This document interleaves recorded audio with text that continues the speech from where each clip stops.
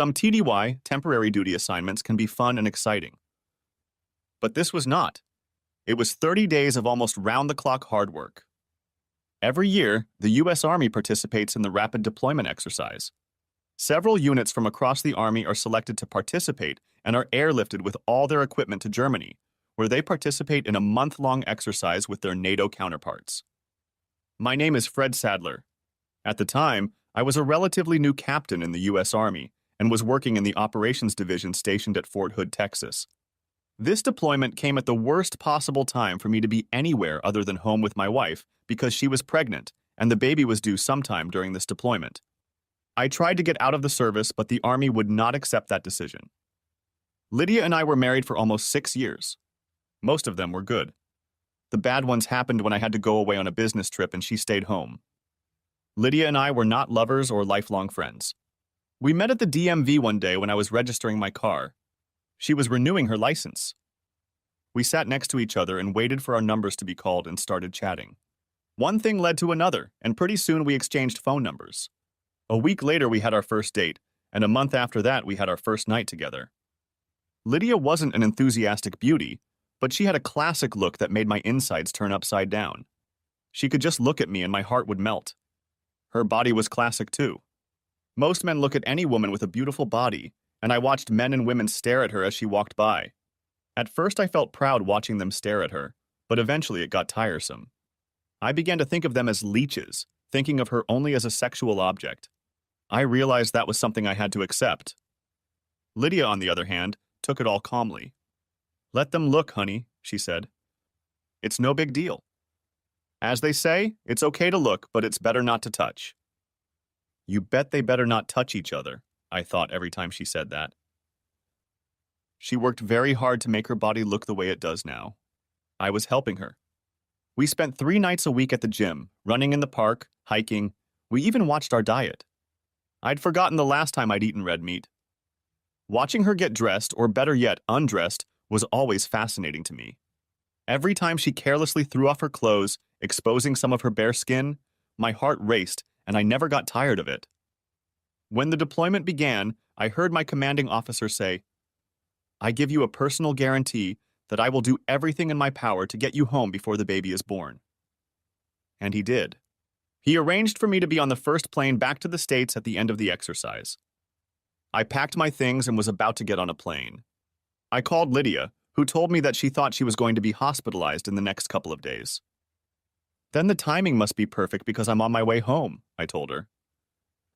We ended the conversation with "I love you." It was dusk. I was driving to the airport, and a deer ran out into the road in front of us.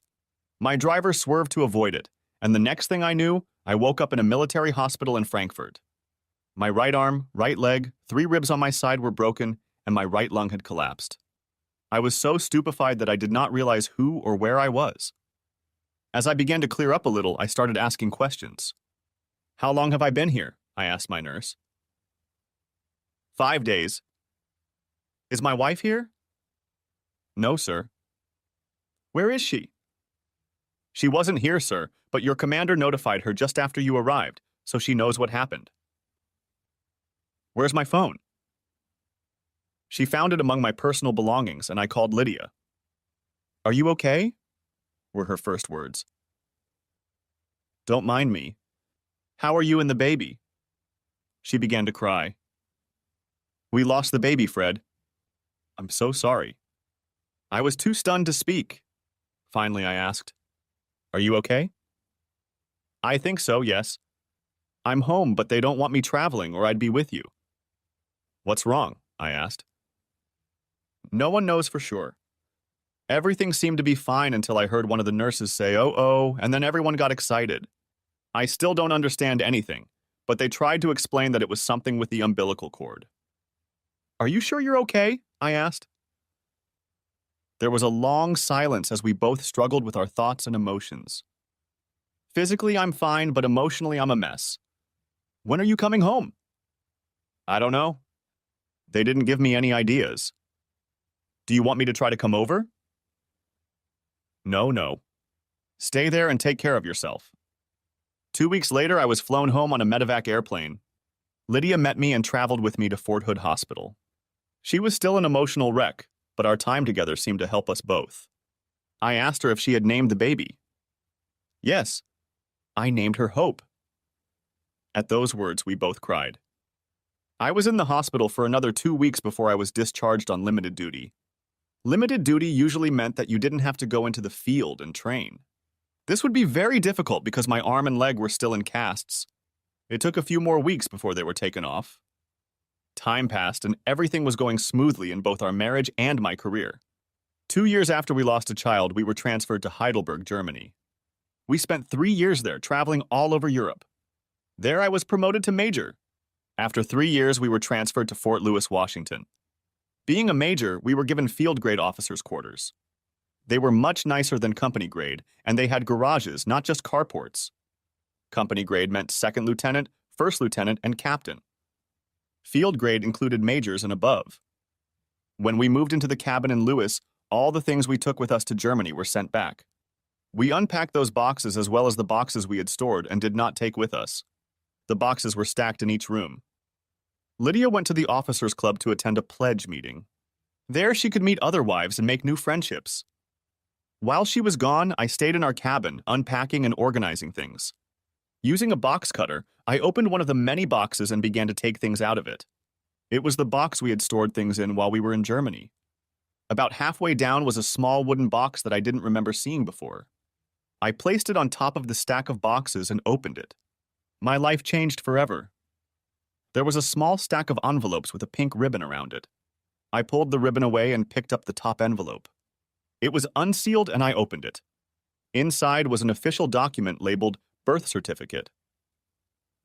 As I looked at the document, my mind began to fog up. It stated that a baby girl weighing 7 pounds 6 ounces and 19 inches long was born alive, and it included the date. It was the same date Lydia had told me our baby was stillborn. The baby was named Hope. It went on to say that the mother's name was Lydia Jane Sadler, née Johnston. Where the father's name was listed, there was a note that said, unknown.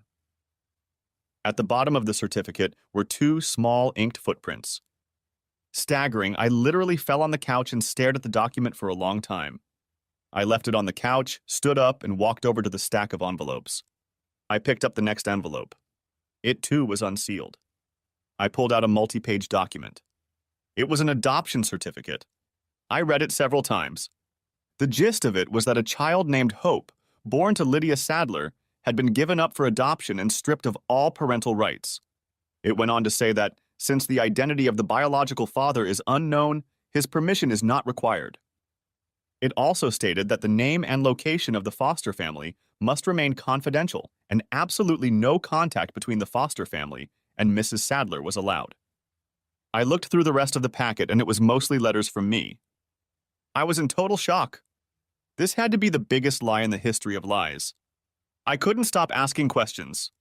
This kind of thing doesn't happen overnight. It has to be planned. Or so I thought. If she thought I was coming for the birth, then did that mean she was already planning the adoption? Father unknown. If I wasn't the father, who was? Obviously, even she didn't know. We were married for 6 years. How many men had she slept with in that time? Did she know? It made me feel uncomfortable. I managed to regain my composure to put everything back in its proper place. I even repacked and taped up the box that contained everything. It was as I was taping up the box that I saw the inscription, Lydia's Papers and Childhood Memories, written in magic marker on 4 sides. If I had seen that, I definitely wouldn't have opened it. She had to know that. Even in marriage, we need personal space and thoughts. I rearranged a few other boxes and put the box among them, trying to pretend I hadn't seen it. I went outside to sit on the back deck and get some fresh air because I was stuffy inside. What am I supposed to do now? How do I even talk about it? I was at a loss. There was no thought in my head about where to go or how to get there. I needed advice. If I went to my parents, they would explode and try to kill Lydia. I was their only child, and therefore their only hope. I realized the irony. Hope for a grandchild. I could have gone to her parents, but that prospect didn't inspire confidence. We had no close friends. The military moves and meeting different people were hard on both family and friendship. I was still there when she got home. She found me on the street. "Hi, sweetie." She kissed my cheek. How much have you gotten done? Enough. I said it rather abruptly. I was rarely brief or curt when talking to her, so I could feel her looking down at me. She stayed there for a few more minutes before going inside. It must have been another hour before I entered the house. The box with Lydia's papers and childhood memories was gone. We have been invited to meet at the welcome wagon on Saturday.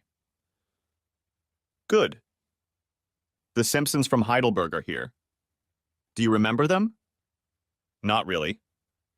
He was a G2 major and I played bridge with her. Their names were Jim and Fran. Oh, yes, I remember. She walked over to me. Are you okay? Did something happen? Is something wrong? Thought I. You bet there's something wrong, and I intend to find out what it is. No, I'm just a little out of sorts today, I guess. Okay. What would you like for dinner? Or would you prefer to go to the Officers Club? I'm not hungry. I think I'll lie down. I did, fully clothed on our bed. Sometime before she joined me, I fell asleep. It must have been late because when I looked at the clock, I was still awake at 1 o'clock in the morning. I slept until 9 o'clock, which rarely happened to me. I took a shower and went downstairs. She made coffee as she was supposed to. Breakfast? She asked. No, thanks. Just coffee. Another rarity. I usually had a full breakfast. She sat down across from me. Okay. There's something wrong. Tell me, and maybe I can help. I just have a lot to think about, I said, got up, took my coffee to the sink, poured it, and headed for the garage. You know I'm here when you need me, she said as I left. I drove up to the golf course, parked the car, and headed to the 19th hole where there was a bar, diner, and restaurant at the end of the golf course. I ordered 2 eggs over medium heat and corned beef hash. I even had a rare cup of decaf coffee. This used to be my favorite breakfast until Lydia changed my eating habits. Beef in any form or name was an absolute no-no for her, but I ordered it anyway. I managed to eat most of it and sat on the deck while the golfers finished the 18th hole and went inside. When I got home, it was the middle of the day. She had made a lot of progress in taking down boxes and organizing the house. I looked around and wondered what it would be like to have a 5-year-old daughter running around. I barely made it to the bathroom before I lost my scrambled eggs and hash browns. I was still dipping my head into the dresser when I felt her hand on my back. Suddenly, I hated her. Get off me! I almost shouted before I threw my head back and lost more of my breakfast. I haven't thrown up in years. Not since I got drunk at my high school prom. When I finished, I went upstairs, rinsed my mouth, and brushed my teeth. She was sitting in the living room with a napkin in her hand. She looked like she'd been crying. She watched me walk past her and head into the garage again. I was backing up when she appeared in the rearview mirror. I can't help you if I don't know what's wrong, she said as I continued to back away. She saw that I wasn't going to stop and she moved from the spot. I went to my unit and went into the office. There was no one there except the officer on duty. I sat down at my desk and tried to work, but my heart was not in it. When I got home, it was past midnight. She was lying in bed reading. I undressed and took a shower. I'll sleep downstairs, I announced as I walked out and closed the door. I had just turned on the TV and was getting comfortable on the couch when she walked in, grabbed the remote, turned off the TV, and stared at me. Cut the crap. Tell me what's wrong and I'll either help you or leave. Which is what, exactly? I haven't done anything wrong, so I won't tolerate you yelling at me when I'm trying to help, or having to get out of your way when you try to run me down. I walked over to her, took the remote from her hands, and turned the TV back on. Have a safe trip, I said. She left less than an hour later. We never talked to each other like that, and she never threatened to leave, let alone actually do so. I got up and started looking for the box. I found it in the basement under some other boxes. I opened it, found a small wooden box, pulled out the birth certificate and adoption papers, made copies of them, and put everything back where it belonged. Since she was gone, I slept in our bed. On Monday morning, I talked to my commander and told him my story. I even showed him the documents. He was as dumbfounded as I was. I had been under his command for less than a month, so I hadn't really gotten used to it yet. He was probably worried that he had a loser on his hands. What do you plan to do? He asked me. I'm not sure. Did she say where she was going when she left? No, sir. But she didn't take all her things, especially the box. There was a pause before I spoke again. I was thinking of trying to find my daughter, if she is my daughter, and proceed from there. It would be virtually impossible. In adoption cases, confidentiality is very important to both parties, he said. I understand, but I have to do something. I have to start somewhere, and I don't trust her to tell me the truth anymore. Then I literally jumped up. Oh my God, I have an idea. Can I have the day off? Sure. I saluted and ran out of his office and building and into the parking lot where I jumped in my car and drove home. I opened the box, pulled out a wooden box, and dumped the contents on the floor. There was a pacifier in there. A pacifier? Hope must have used it before she was taken. I put the box back together, put the pacifier in a clear plastic bag, and sealed it. I got on the internet trying to find a DNA lab in the area. There was one in downtown Seattle. I went into the bathroom, but all of Lydia's things were gone. I rummaged through the cabinet under the sink, found her old hairbrush, put it in another plastic bag along with the bag that held the pacifier, and hauled ass to Seattle. I held out a pacifier to the technician, whose name was Margie, and she looked at it. It's been a long time, so there may not be any DNA left on it, but we can try. She looked at the comb and pulled a few hairs out of it and said there would be no problem with that. Then she asked me to spit in the bottle. We'll call you in about 3 weeks, she said. I went back to Fort Lewis and home. I didn't hear from Lydia for another whole day. Hi, I said. Are you feeling better? Better than what? Better than the asshole you were a couple days ago. No, same old asshole. So it's still not safe for me to go home. No, it isn't. Try again in 3 weeks. Why 3 weeks exactly? By then I should know if I'm going to kill you or just divorce you. I ended the conversation. The phone immediately rang and I ignored it. The next day when I got home, Lydia was already there. She met my car as I pulled up to the house. She was furious. What do you mean you're going to either kill me or divorce me? Exactly what I said. I think I deserve an explanation, she said. Me too. About what? She asked. We were still in the driveway. Not that we were yelling, but we certainly weren't behaving the way an army officer and his wife are supposed to behave. You mean you don't need to explain anything? I asked. That's exactly what I'm talking about. So there's no hope for us, I said, putting as much emphasis as possible on the word hope. What do you mean there's no hope for us? What have I done? Then it hit her. Oh my God. No, please. No. I'll be back in an hour, and you'd better not be here. I'll leave for work in the morning at 6:30. I'll be back at 5. By then, all your stuff should be out of this house. I left. I came back exactly an hour later and she was gone. And so was the box and some of her things. She tried to call that night, but after the first call, I blocked her number. The rest of the night passed quietly. At exactly 6:30 a.m., I was in the car and opening the garage door. There was Lydia standing in the rearview mirror again. I slowly backed up. It was very tempting to hit her, but I resisted. Can we at least talk? She asked as I continued in reverse. Please? Her hands rested on the trunk lid and she moved backward with the car. I didn't answer anything. A van was parked outside with 3 men sitting in the cab. I was already halfway there and the car was still moving. I saw the men get out of the truck, run up to her, and pull her out from behind my car. I didn't know whether to be happy or sad that they had done that. When I got home in the evening, the house was almost empty. She had picked out almost all the furniture and taken it away. True, she left my favorite chair in a bedroom set for guests. She also left the everyday dishes and a few pots and pans. She took the good silver and china and other nonsense that I didn't care about. The next morning, I called my office to let them know I would be late. I then called post housing and arranged for government furniture to be temporarily brought to my apartment. I also called the credit union, our stockbroker, the insurance company, and anyone else I could think of, and went about those mundane housekeeping things that are usually associated with divorce. I then made an appointment with a JAG, Judge Advocate General, Army lawyers.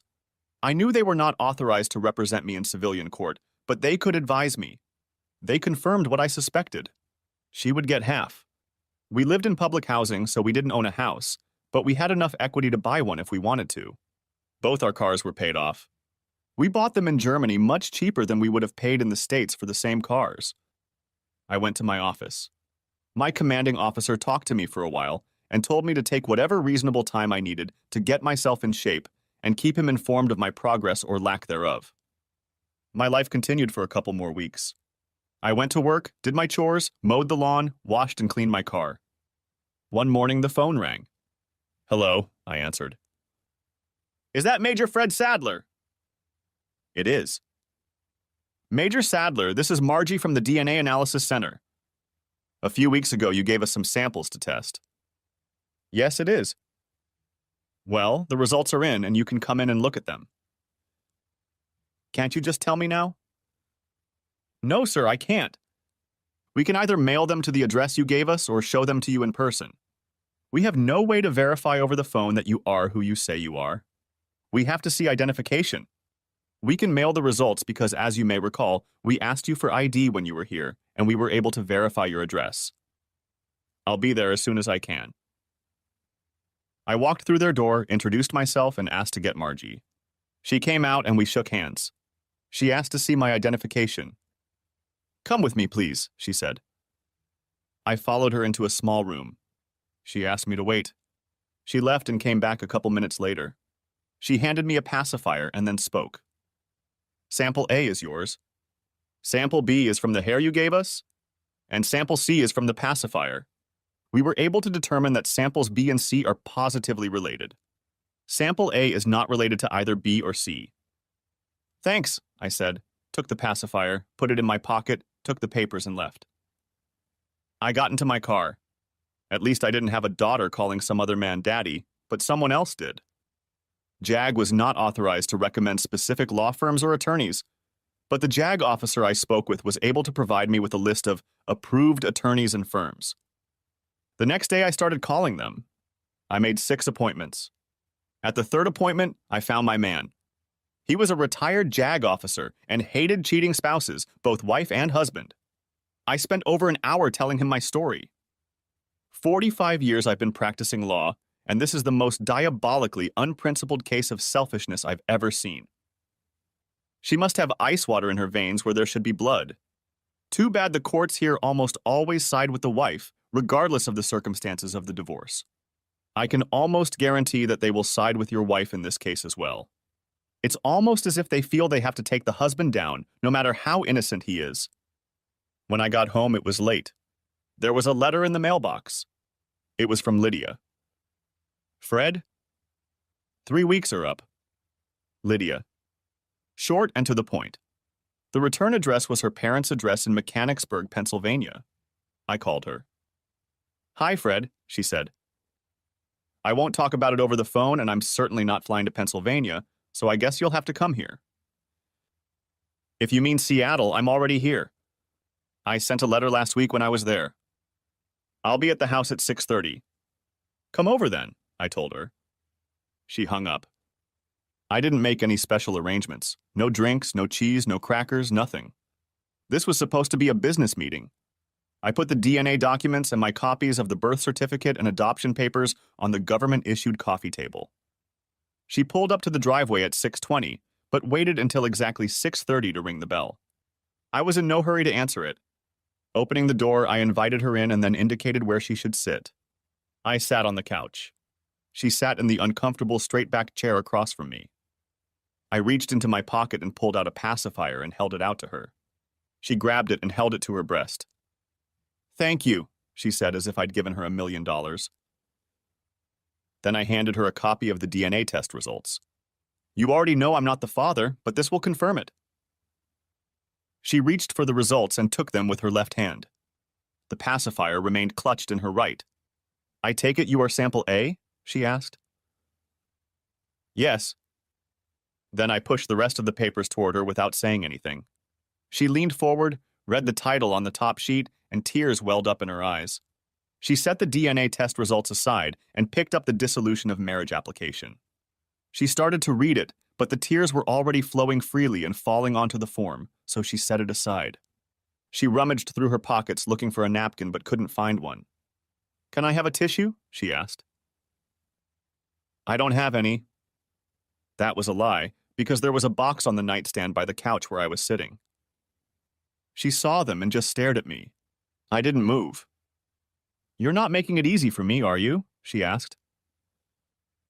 "You cheated," I said. She nodded. "How many times?" I asked. "Does it matter?" "No. I just want to know." "One weekend." "Different men?" "Just one." "Who is he?" "Then again, does it really matter?" "Again, I just want to know."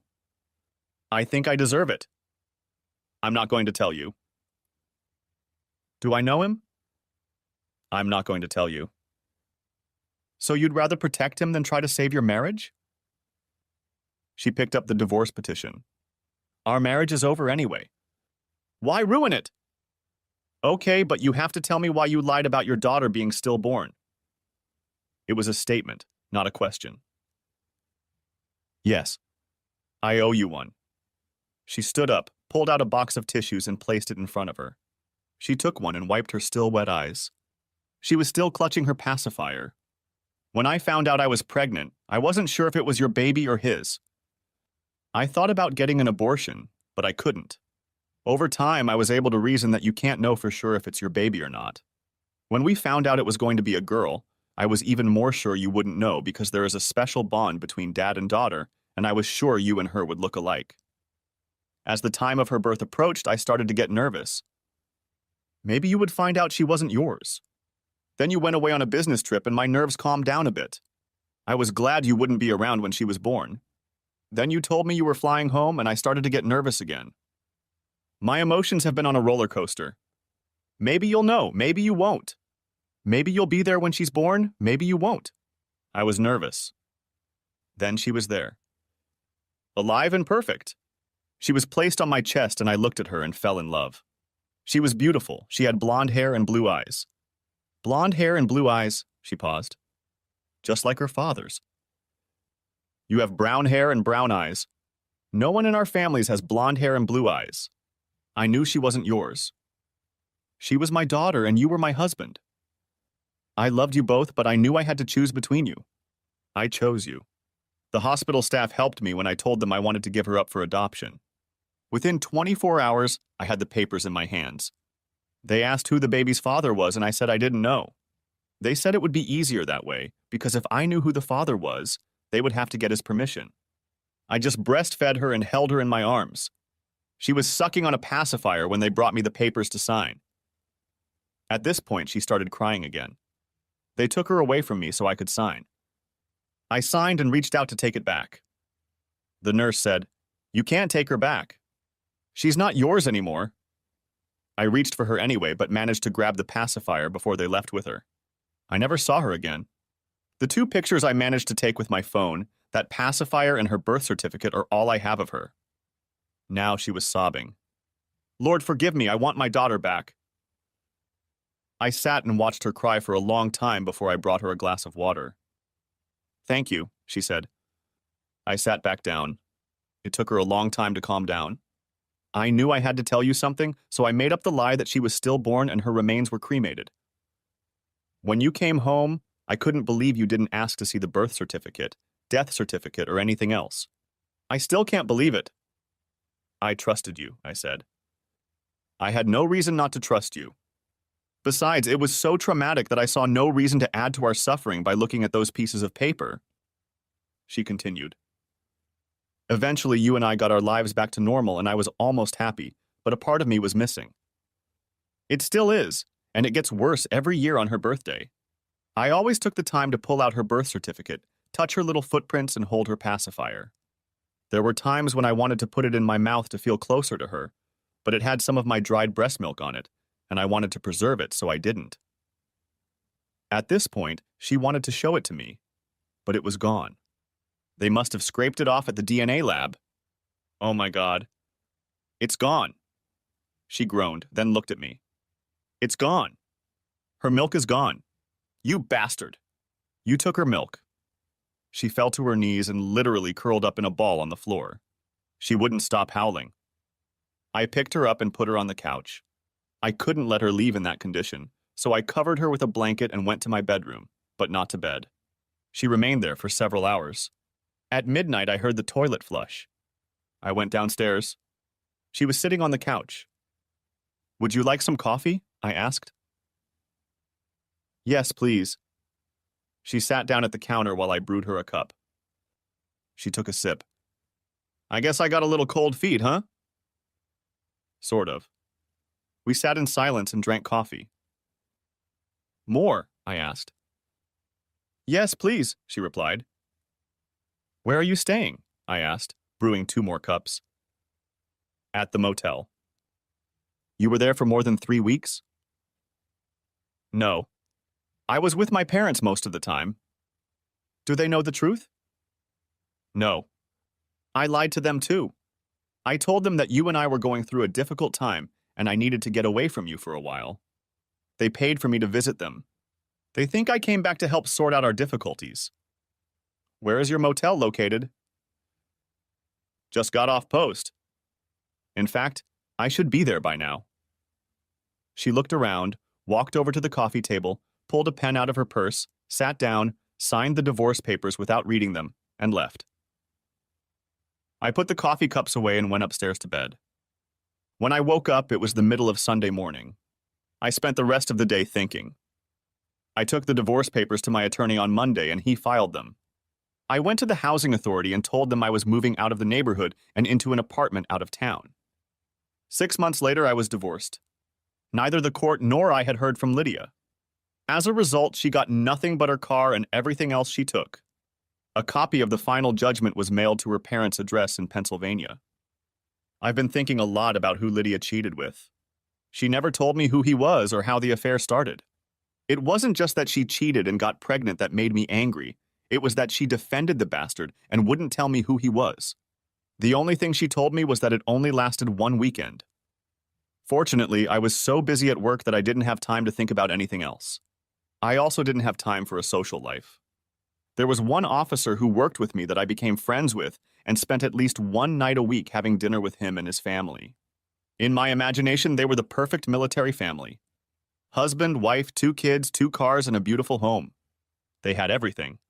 Of course, being a military family, they had to move periodically, pick up their kids from one school and put them in another, and face all the other hardships of military life.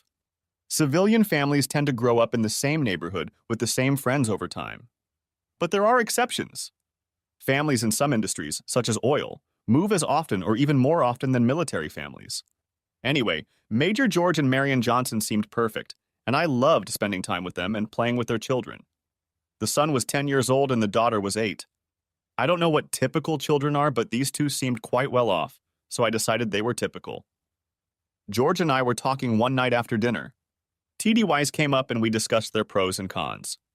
Of course they were necessary, and we knew it, but most business trips took us away from our families, those of us who had them. And we felt we spent enough time away from them that we didn't count the business trips. This topic came up because he was selected to attend a 2-week security seminar at Fort Hood. He was scheduled to leave in 2 weeks. The next day I went to see our commander. Sir, is there any reason I can't go to the seminar instead of Major Johnson? Not really. The general just figured he had a little more experience in the field than you, but if you go, it'll work. Good. He and his wife will be celebrating their 12th wedding anniversary, and it would be nice if they celebrated it together. Well, Major Sadler, I didn't know you were a romantic, he said, laughing. 2 weeks later, I was back at Fort Hood, where Lydia and I were living when her daughter was born. Usually military seminars are pretty intense, but this one was relaxed. We were divided into groups of 3 to work on a project. It turned out that there were 6 groups of 3 and there were 2 left. That was the major from Alaska and myself. We developed a close friendship almost immediately. It seemed like we'd known each other all our lives. His name was Keith Franklin, and as I said, he was stationed in Alaska at Fort Wainwright, the coldest base in the U.S. Army, but he loved it there. He was a computer genius, and we were so far ahead of everyone else that we had to slow down and wait for them to catch up. On Friday of the first week, we had lunch at the O Club. He told me about his personal life. He cheated on his wife and she divorced him. She is now living with some civilian and his 2 children call the other man daddy. Of all the bad things divorce brings, I always thought it was the hardest to take. When your kids call the other man daddy. Toward the end of lunch, I laid out my story too. When I finished, he had a strange look in his eyes. And you don't know who the man she had an affair with is? No. She didn't tell me. And that was here in Hood? Yes. 5 years ago? It's almost 6. Blonde hair and blue eyes?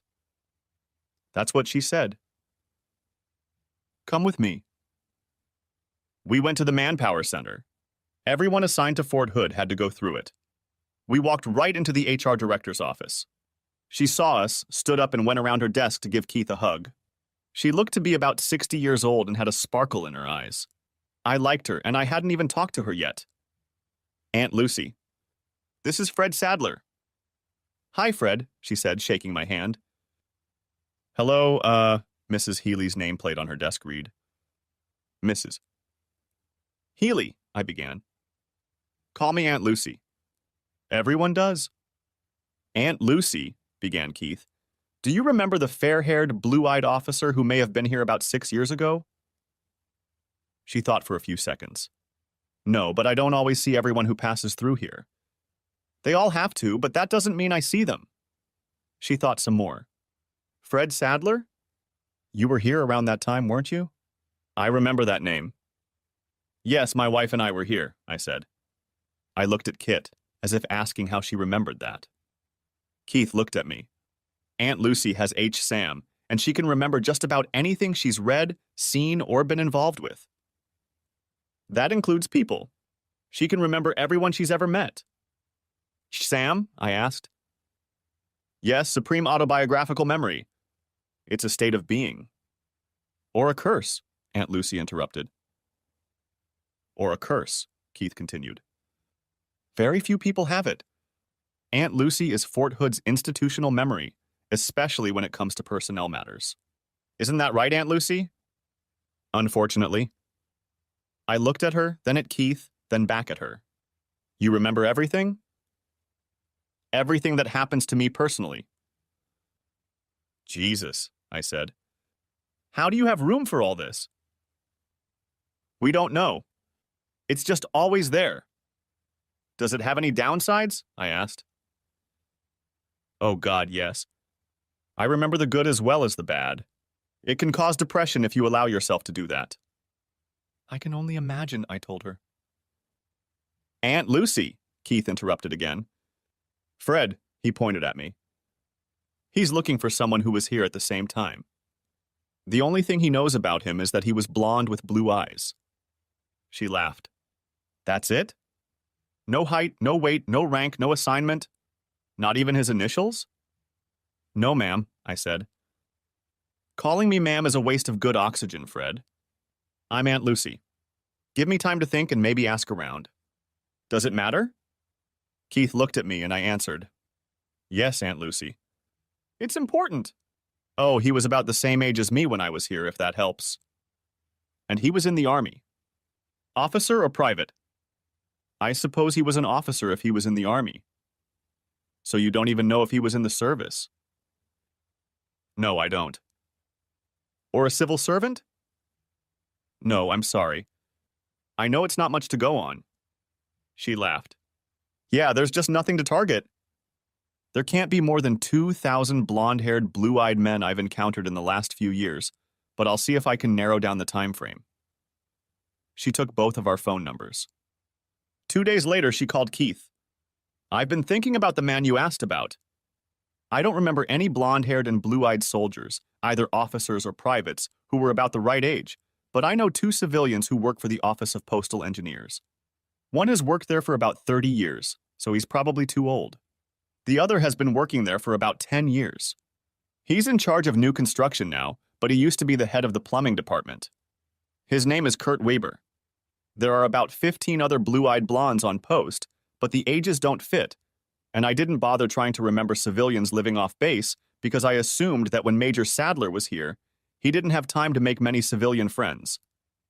Keith told me, and I immediately started planning how to meet Weber, find out if he was the right man, and maybe get a little revenge. The men who prey on the wives of our military personnel are the second lowest form of life on the planet. The lowest, of course, are those who prey on wives when the serviceman is overseas. These bastards deserve the worst fate imaginable. As I said, Keith could almost read my mind. "Let's take a look at this guy," he said. The first thing he did was call Aunt Lucy. "Is there any legal way to get Weber's address and phone number?"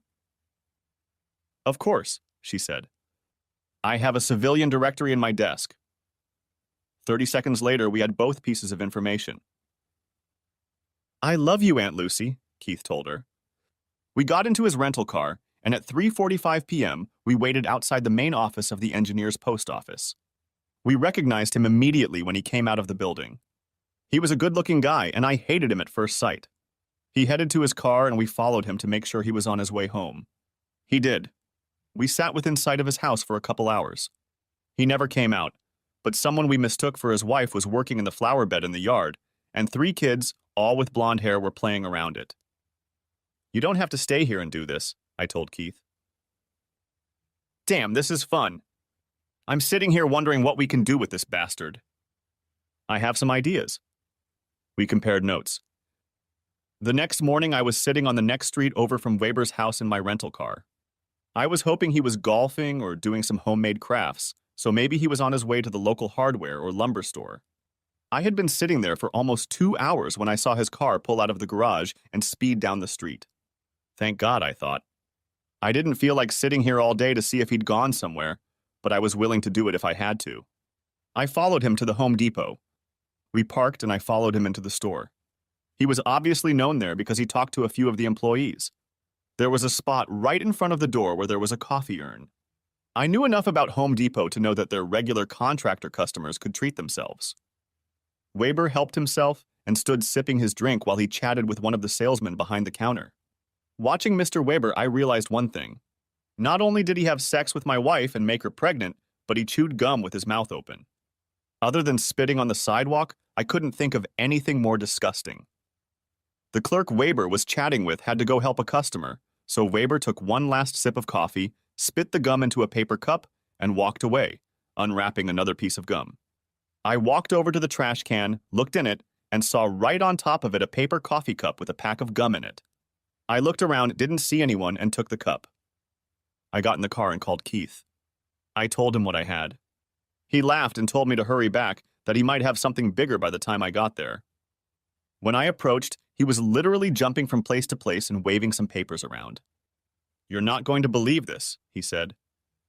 "You won't really believe it." He grabbed my arm. "Look at this." "No, you better sit down." I did. He sat down next to me and put the papers in front of me. "Now look." There were a few names and an address. "So?" I asked.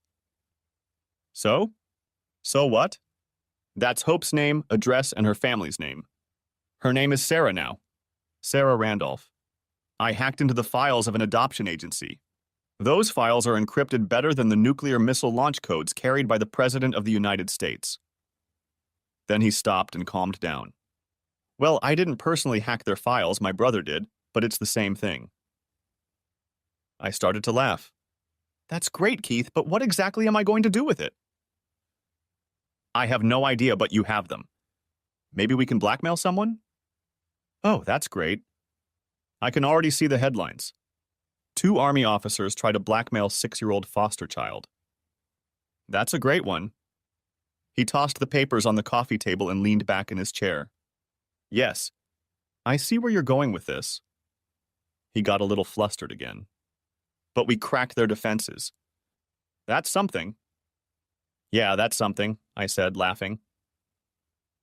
I carried the papers and coffee cup back to my BOQ, Bachelor Officers' Quarters, and placed them on the desk. I have no idea why I did it, but I looked up the address where Hope lived and drove there early Sunday morning. It was almost 200 miles to Corsicana. The house was a typical suburban house. I sat outside for about an hour, observing American suburbia on a typical Sunday. The noise of a few lawnmowers, the screams of children, and the chatter of neighbors. No activity came from Hope's house until almost noon. A car pulled up to the driveway. There were 3 people in the car. A man was driving, a woman was in the front passenger seat, and a child was in the right rear seat. The woman got out of the car, closed her door, and reached for the right rear door. I was at the ready with my cell phone. The woman removed the child from the car seat and placed the child on the ground, then knelt down to straighten the baby's dress. I had just enough time to take a few pictures. I heard a noise next to my car. A woman and a child were walking by. "Sarah!" the child next to my car squeaked, and she ran towards another child, who I realized was Hope, and ran towards her. They were only a few feet away from my car, and I took a few more quick pictures. I started my car and drove off before either of the 2 women became interested in the strange car and man parked on their street. I drove a short distance away and stopped to look at the pictures. 4 were absolutely perfect. I could even make out her blue eyes. I drove back to Fort Hood. The following week, Keith and I finished the course with ease. We graduated on Friday and then had dinner and a few drinks together. Saturday morning, we went to the airport and flew home. Keith to Alaska and me to Seattle. The following Monday was a school day, so I had the day off. I took Lydia and Hope Margie's DNA reports to the DNA testing center.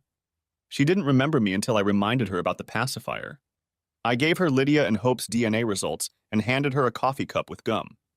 "See you in 3 weeks," I said as I left. In fact, it only took 2.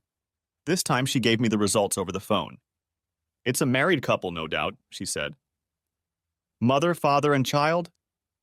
She would send me the official results in the mail. Okay. I had all the information I needed, but what was it for? What was I going to do with it? All it did was confirm that Weber was, in fact, the guy Lydia had cheated with. It took me a week to take the first step. I went to Walmart and bought paper and envelopes.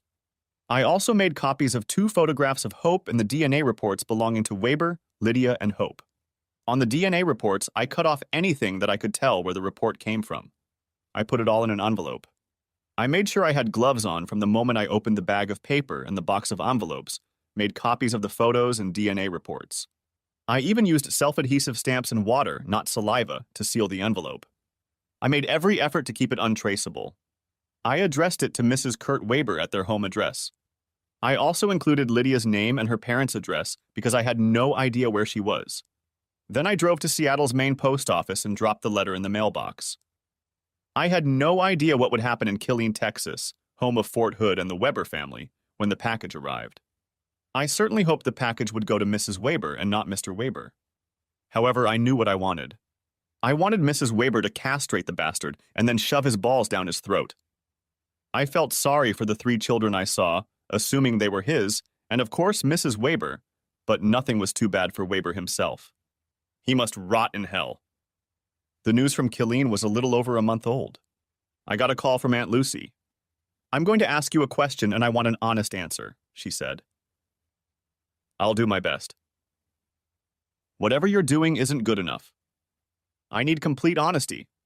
Is that what you and Keith did to Weber?" "Aunt Lucy, I don't mean to sound smart, but what did we do to him?" "Set him up so his wife would file for divorce." "Okay. Here's what I did. Keith had nothing to do with it." I told her the truth. Most of it, anyway. I omitted Keith's part. I figured if anyone was going to get in trouble, it would be me. You certainly stirred up a hornet's nest. Apparently, when his wife received your package, she didn't know if your DNA was his or someone else's, so she did it herself. She took some of his DNA and sent it off for processing. She also sent the profiles of that woman and the baby. They matched, and that's where it all went downhill. Who was the woman he was flirting with? She was my wife, Aunt Lucy. Oh, Jesus. I thought it might be something like that. Well, he was brought into the office yesterday and he's not thrilled. He was ranting and raving all over the base. Good. Hearing from you that his marriage is over is the best news I've heard in a while. I just feel sorry for his family. It was over for me. Lydia and I were divorced, and Weber was on the road to divorce. I folded all the papers Keith had given me into a folder and put it in a box with other things I no longer needed but kept anyway. My life was moving on. Over the next few months, I went on a couple dates, but nothing much happened. I still spent a lot of time with George and Marion Johnson. I lived in an apartment and occasionally took them out to dinner, but often had dinner at their house and spent more than one night on their couch. I had one more year of service left at Fort Lewis and was considering buying a house, but the Army had other ideas. They sent me to the Command and General Staff College, C&GS, at Fort Leavenworth, Kansas. I was there for almost a year. There were a lot of socializing opportunities there, if you were married, or if you had a significant other. Otherwise, the choices were pretty sparse. It was a long but interesting year. After graduation, I returned to Fort Hood. I was surprised because I expected to be sent overseas like 90% of my classmates. Once in Hood, I found myself in Aunt Lucy's office. "How did you get back here?" she asked. "I have no idea." "Yes," came a voice from the past. It was newly promoted Lieutenant Colonel LTC Keith Franklin. He walked into the office, closed the door, and we shook hands. It turned out I needed an assistant, and a major who had just graduated from C&GS was just what I needed, so I asked him. Keith and I had talked a few times since we arrived at the seminar, but hadn't seen each other. I was glad to see my friend. After registering, I took a vacation for 2 weeks. The first thing I did was to look for a house. Lydia and I had been saving up to buy it. I assumed that she would get half of it in the divorce, but since she didn't show up in court, I got everything. I went to the First National Bank of Texas branch in Fort Hood and opened an account. I also arranged to have my money transferred to that bank. I told the employee helping me that I also needed to find a house. Just as I said this, the branch manager walked by. He introduced himself as Dwight Randolph. We moved here about 6 months ago and settled in a brand new neighborhood. The houses are very nice and inexpensive. You get a lot of value for your money. He told me this, then went to his office and returned with a business card from the agent whose services he had used. I decided that if she was good enough for a bank branch manager, she was good enough for me. I called her and it only took me 3 days to find what I wanted. I paid more than half of the down payment, and the bank was happy to finance the rest. I started working with Keith and moved into my new house. The first things I bought were a bed, a chair, and a big TV. And a lawnmower.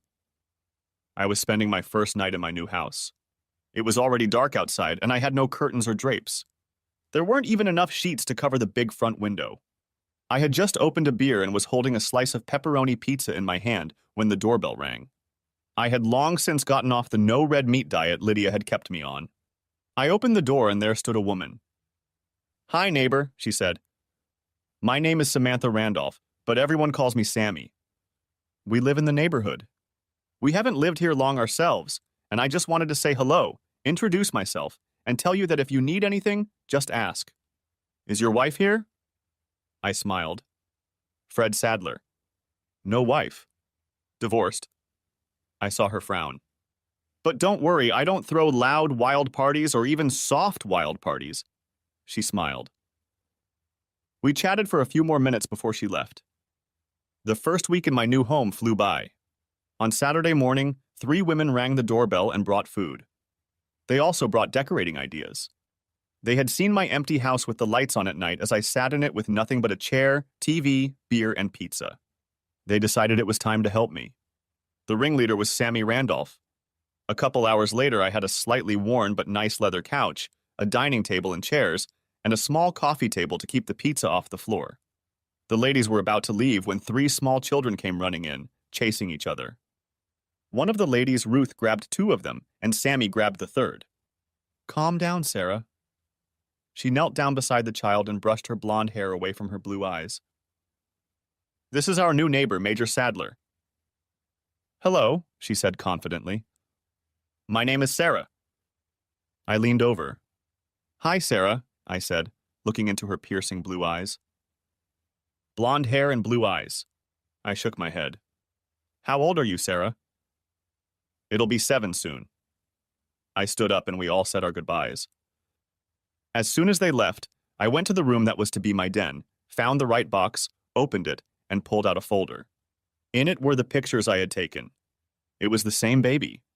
I hadn't paid attention to the names of the foster parents before, but now I did. The adoption papers named Dwight and Samantha Randolph as Hope's adoptive parents. I literally fell on my butt and just sat there. What were the odds?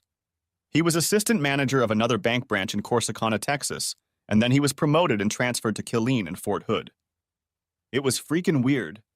No computer could calculate the probability of this happening. Sammy and her friend mostly decorated my house. It took a few weeks, and when it was done, we had a neighborhood open house. Sammy invited her sister-in-law, Joni Payne, who happened to be divorced. I haven't enjoyed female companionship in a long time. Joni and I hit it off right away. She was the last to leave the party, and I couldn't wait to call her the next day. We met for lunch and had dinner with Dwight, Sammy, and Sarah. Sarah was short because she wanted to go play with her friends. Over the next few months, we were together as often as possible. The first night we spent together was very good. We were sitting at the kitchen island when the doorbell rang. I threw on my robe and went to answer it. It was Sammy. "Good afternoon, Fred," she said as she walked inside. "We were wondering," she saw Joni. "Well, what do we have here?" she asked, heading toward her sister-in-law. Joni was sitting on a stool eating a ham and cheese sandwich. As Sammy approached her, she set the sandwich aside and turned to face her sister-in-law. Her robe was open and Sammy reached up to close it. Joni laughed. "Too late for modesty, sis. He's already seen everything. In fact, he's—" "Never mind," Sammy said. "Spare me the details. Anyway, we were wondering if you, Fred, and since you're here, you, Joni, wanted to go to the mall. Fred, I know you still need a few things for the house." "Yeah, like that awful bedspread," Joni added.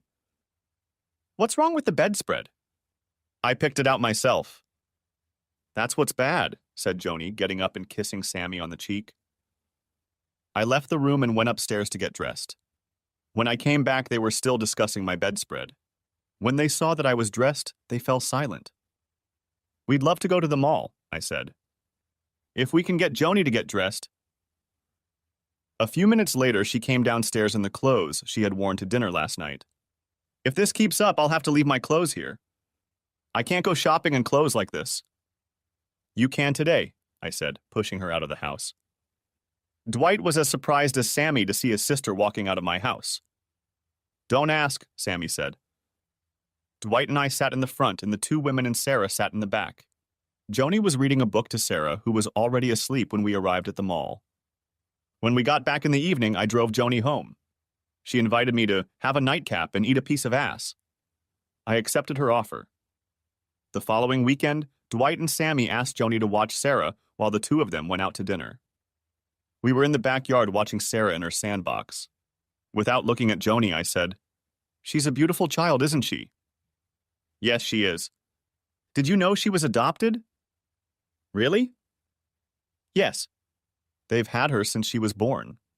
According to the adoption agency, the birth mother was married, had an affair with a man she doesn't even remember, and got pregnant. Her husband was in the military. She didn't want him to find out about her affair, so she gave Sarah up for adoption. Dwight and Sammy were there to take her home." "Sarah is the name her own mother gave her?" "No. That name was Hope. It's on the birth certificate, but Sammy and Dwight changed it. Sarah suits her better." "What happened to the birth mother and her husband?" "I have no idea. The adoption agency closes their files very tightly. They don't give the birth mother access to information about the adoptive family, and vice versa." Sarah came over and wanted to sit on Joni's lap. She leaned her head against Joni's and fell asleep almost immediately.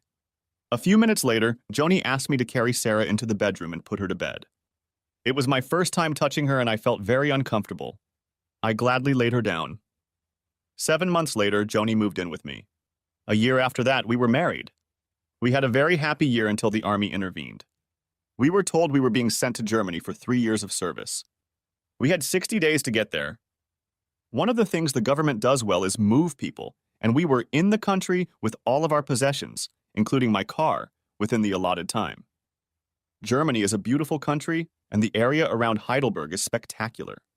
Joni had never traveled outside of the United States, so she enjoyed adventures and traveling around Europe. One of the first things we did was buy a new car. She was over the moon, racing down the freeways as fast as she wanted in a car built for high speeds. We took 2 trips to the States, one when her father and Dwight's father died. The other was for the reunion. Both times, of course, we saw Dwight and Sammy. We saw Sarah at the funeral, but when we went back for the reunion, she was at camp. I breathed a sigh of relief. Sarah and I had never gotten along. I guess some internal mechanism told us both that we weren't going to be friends. I was fine with that. I understood that she had no say in her birth and didn't know who her parents were, but in my mind, she was still the child of my ex-wife and her lover. Joni and I had been trying to have children, but we just never got around to it. We also talked about adoption, but it never went very far. Keith and I remained friends and talked from time to time. He had remarried, and while Joni and I were in Germany, he was stationed in Belgium, and we visited each other. More than once, he and I discussed the fantastic turns of events that had led us to where we ended up, and he blamed it all on himself. If he hadn't gotten his brother to hack into the adoption agency, we wouldn't have known who or where Hope was. After 3 years, we received orders to go to Fort Bragg, North Carolina. I was going as a new LTC assigned to the post headquarters as an executive officer under the post commander.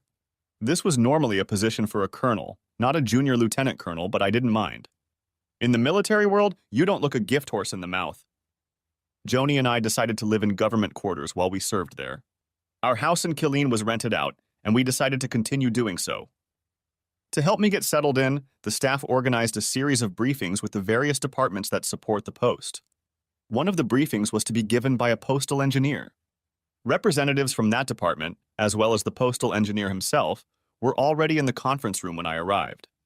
I sat down in my seat at the table and watched as a blue-eyed civilian stood up to begin his speech. His hair was slightly blonde, but with a touch of gray. He introduced himself as Kurt Weber. I just stared at him. He had been talking for an hour and I hadn't heard a word, and my gaze never left his face. It was obvious that he was uncomfortable with me looking at him. At the end of his speech, he asked if I had any questions. "Tell me, Mr. Weber, have you ever been to Fort Hood?" "Yes, sir. I was in the engineering department." "Did you like it there?" "Yes, sir." "Why did you leave?" "It's rather personal, sir." "You are correct. I withdraw the question. I just like to know about the people I work with. I seem to recall a scandal at the Fort Hood Engineering Department a few years ago. Do you know anything about that?" "I vaguely recall something about one thing. There was someone cheating, if I remember correctly." "Ah, well, I just remembered something. Thanks for the briefing. If you need anything at headquarters, feel free to contact me. Just in case you forgot," I pointed to the name tag on my uniform, "my name is Sadler. Sadlar, Fred Sadler. I wouldn't want you to forget it." I was still looking straight into his eyes and I could see the light bulb turn on and his eyes get huge. Kurt Weber became several different colors, ranging from red to pale gray. I got up and walked away. In the afternoon, I learned that Mr. Kurt Weber had requested a transfer. Unfortunately for him, this request had to go through me. When I received it the next day, I wrote in large letters, "Response," and added a handwritten note. "I have plans that involve Mr. Weber's expertise. He will play a key role in the realization of these plans." The next day, to the surprise of almost everyone, Mr. Kurt Weber tendered his immediate resignation. I signed it. Every day I fell more and more in love with Joni. I watched her get more and more beautiful and sexy. Every morning I looked in the mirror and all I saw was an aging, middle-aged man, and I wondered what she saw in me, but whatever it was, I was grateful for it. We enjoyed our time together, and time, in the form of years, flew by quickly. Much faster than I wanted it to. We were serving in Alaska and traveled to Killeen to visit Sammy and Dwight. On our first evening, they engaged us in a decision they had made with Sarah, who was now almost 18 years old. She had known from the beginning that she was adopted, but was now interested in trying to find her biological parents. Dwight and Sammy supported her decision, but the adoption agency gave them no help, saying they had to comply with the laws. All we heard that first day was how archaic the laws were and that they needed to be reformed, especially considering how important it was for an adopted child to know the health status of the birth parents. They decided to go to a website dedicated to DNA and ancestral origins, send Sarah's DNA, and see what happens. Sarah thought it would be nice to have her own mother come to her high school graduation, but since it was only a couple weeks away, they decided that was unlikely. That night, Joni and I were already in bed when she asked, "What are you going to do?" "About what?" "About Sarah." "What about her?" "Come on, Fred. Married couples don't have secrets, or shouldn't have any. I found your little file 6 months after we were married. She can avoid DNA testing if you tell them everything you know. Oh shit, I said. Yeah, oh shit. Why have you been silent all these years? I'm not sure. I guess I knew how sensitive you'd be about it, and Dwight and Sammy didn't need to know, so I kept quiet. But now? But now it's become important, and you have to address it. Any suggestions on how I can do this? Just tell the story, I suppose. How do you think they'll take it? Dwight is my brother and just like me, so he'll take it normally. Sammy is the dark horse. Okay. Tomorrow we'll get Sarah out of the house and tell them. She leaned over and kissed me gently. Do I ever bore you? She asked. What a silly question, I said. Of course it isn't. Why did you even ask it? Because you haven't touched me all day. I grinned and reached for the buttons on her pajamas. I can fix that right now. The next morning was Sunday. Sarah was picked up by her best friend, and they went to the mall. I gathered the four of us around the table, took a deep breath, and began. I started by telling them that Joni and I had packed our things before we went downstairs, so we were ready if they wanted to kick us out. They looked at us and Joni shrugged. Sarah doesn't need to give DNA in case she finds her biological parents. I know who they are, I said. The looks I got from both of them told me it was best to explain myself, so I told them the whole story. When I finished, I took a deep breath and looked around the table. Dwight was just staring at me, and Sammy had tears in her eyes. After a few seconds, she stood up, walked over to me, took my hands, pulled me to her, and hugged me. Oh, poor guy. Living with that all these years and not being able to talk about it. No one deserves that. She hugged me again. What do you think, Dwight? She asked her husband. I'm trying to calculate the probability of how we all ended up together. I don't think there's a big enough number. So what do we do now? Asked Sammy, returning to her chair. I think Fred should contact his ex-wife and invite her to the prom since Sarah wants her there, Joni said. Ia? Why me? Protested I. Because you started it. Dwight grinned. But who's going to contact Weber? Not me, I said, and told them about the last time I saw him. You never told me that, Joni said. I didn't realize you knew the whole story, did I? She leaned over and kissed me. I love this woman, I thought. Later that day when Sarah returned, Dwight and Sammy told her about it. She was both nervous and excited and wanted us to continue. The only way I know of to contact Lydia is through her parents, if they're still alive. And if they still live in Mechanicsburg, and if they still have a landline. I waited until Monday morning and talked to a private investigator. I asked him to help me find Lydia's parents and Kurt Weber. It took him 2 hours to get the parents' phone number. It took Weber a little longer. I called Lydia's parents, reminded them who I was, and told them I needed to talk to Lydia. I gave them my phone number to give to her. Not an hour later, my phone rang. Hello? This is Lydia Bowman. I was given this number. Hi, Lydia. Fred? Yeah. How's it going? I asked, trying to think of something clever to say, but I couldn't. Actually, I'm doing great. How are you? Very well.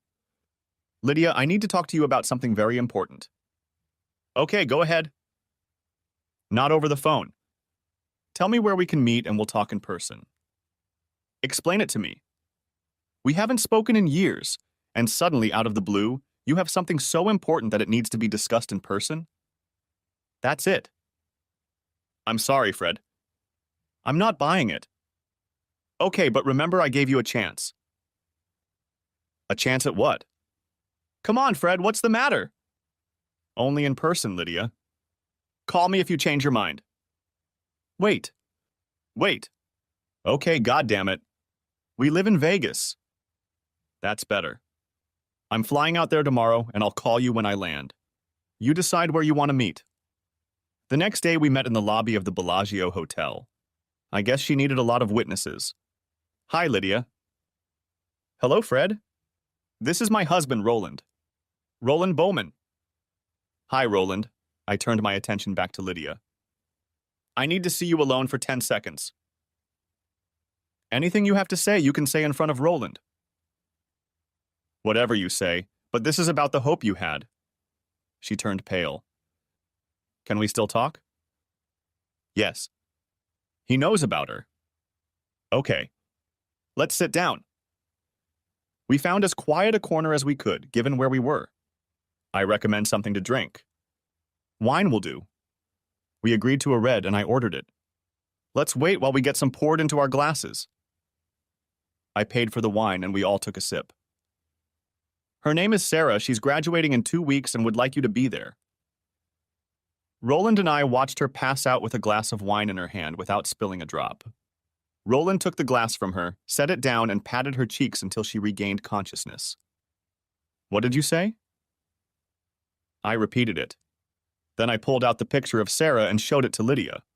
She began to cry, touching the picture as gently as she could. She's beautiful. Where did you get her? I took a picture of it yesterday in her living room. You took it? How? Why? I told her the whole story from beginning to end. I even told her that we had tried to find Kurt Weber to invite him, but he seemed to have disappeared. She didn't realize I knew his name and was shocked a second time. She was stunned at first, but then she got angry. Really angry. Why didn't you ever tell me? Why did you keep her from me all these years? Her voice grew louder and louder. Roland jumped up. Calm down. Calm down. You gave up all rights to her. Fred is breaking the law by doing what he's doing now, so chill out. She calmed down. When can I see her? At her graduation, if you want to come. Of course I'll come. Can I see her sooner? You both need time to get used to it. Take your time. How about we get there the day before? She smiled. That would be wonderful. Now how about I take a picture of you so she can see what you look like? Okay. We found a spot outside for her to pose. When I started to leave, she rushed over to me, hugged me, and started kissing all over my face and head. Not too demonstrative, is it? Asked Roland, laughing. I decided I liked him. That same afternoon, I flew back to prepare Sarah. I showed her a picture of Lydia. She's beautiful, Sarah said. She was very nervous but excited at the same time. For the first time since I'd known her, she hugged me. Thank you, Uncle Fred. Now we know where you draw your beauty, said Sammy, snuggling tightly against Sarah. Do you know what my birth father looks like? Sarah asked timidly. Asked Sarah timidly. The other 3 adults looked at me with widened eyes, waiting to see what I would say. I thought for a second before I spoke. Let me tell you that you got your blonde hair and blue eyes from him. The 3 adults breathed a sigh of relief. We had only taken a week's vacation, so I had to go back to Alaska, but Joni stayed behind to help everyone prepare for the big day. I left for Alaska, promising to be back 2 days before graduation. The day before I was due back in Killeen, I got a call from a private detective. The most he'd been able to find out about Weber was that after leaving government service, he'd taken a job as a consultant to the government of a Middle Eastern country. Like several other American consultants, he disappeared shortly after arriving in-country and has not been seen since. I met Lydia and Roland at the airport and drove them straight to Sarah's house. When we entered, she was standing in the middle of the living room. I let Lydia go first. They looked at each other for a long time. Then Lydia spoke. I brought you this, she said, pulling out a pacifier. It belongs to you, and I thought you might want it back.